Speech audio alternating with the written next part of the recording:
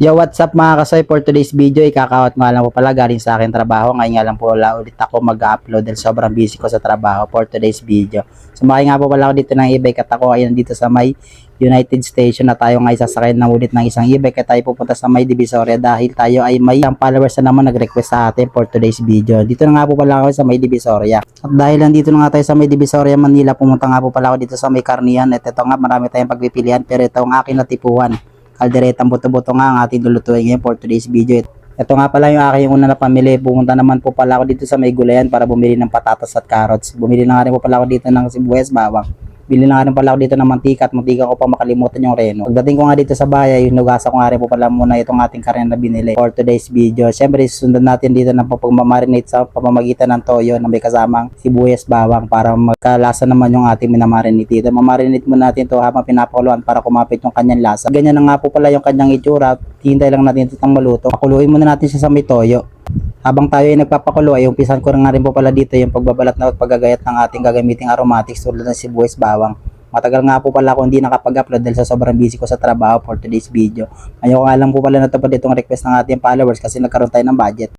A few moments later. Makalipas nga ang ilang minuto ay ganyan na nga yung kanyang itsura. Hindi po adobo yan. Minarinate ko lang po yan para medyo may lasa yung ating lulutuin for today's video. Sunod ko nga ginawa dito ay magbabalat nga po pala tayo ngayon ng patatas sa ating gagamitin dito sa ating kaldereta. At medyo nalungkot nga lang po pala ako dahil nawala nga po pala yung ating carrots at yung ating bell pepper natin gagamitin sa dito sa pagluluto natin ng kaldereta.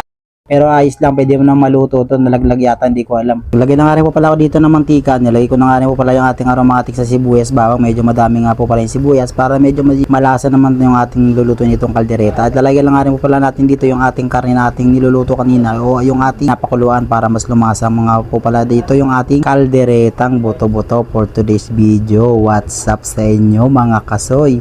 Yan, next naman nilagay natin dito ay lagay na nga na po pala natin yung ating tomato sauce na magdadala ng kanyang salsa dito sa ating niluluto. Yan, medyo sinimot ko nga rin po pala yan dahil medyo sayang yung matitira. Nalagay na nga rin po pala ako dito ng reno or liver spread na lalagay natin dito sa ating kaldereta na magpapadulot dito ng kanyang lapot at medyo haluin lang natin to hanggang sa medyo maglapot-lapot itong ating kalderetang buto-buto for today's video. Maraming salamat sa inyo. What's up mga kasoy? Halu-haluin nga lang po pula natin ito mga kasoy para hanggang sa magkaroon ng lasa. Nalagyan lang nga rin po pala ako dito ng konting asin para medyo sumarap at para magdala ng alat dito sa ating nilulutong kalderetang buto-buto. Sunod ko naman ay nilagay ko na nga rin po pala dito yung ating magic sarap na tunay na magdadala ng sarap dito sa ating niluluto for today's video. What's up mga kasoy?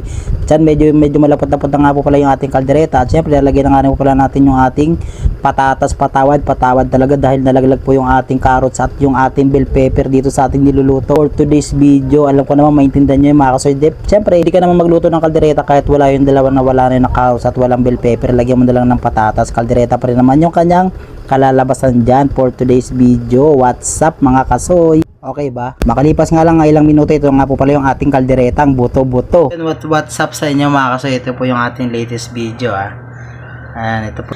Requested ni Captain Luisito Agunat. Ito po yung ating kalderetang buto-buto for today's video. Bago tayo mag-start, shoutout nga po muna sa nag-request nito kay Captain Luisito Agunat.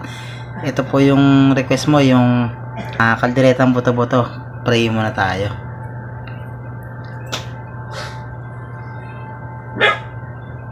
Okay.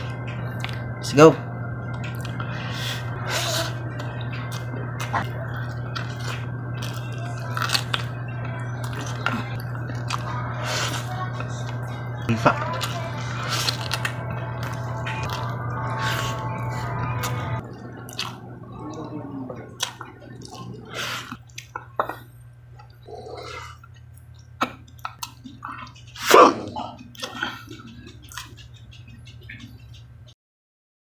Hanggang dyan lang po muna yung ating luto serye mga kasoy. Hanggang dyan ko nga rin po wala muna tinatapos yung ating luto serye. Maraming salamat po sa inyong lahat. At muli, patawad nga po pala muli kung nawala man po yung ating carrots at bell pepper na dapat dito sa ating kaldereta. Pero alam ko namang maintindihan yun. Then shoutout nga din po pala kay Captain Luisito Agunat dahil sa request mong kalderetang buto-buto. Maraming salamat sa inyo.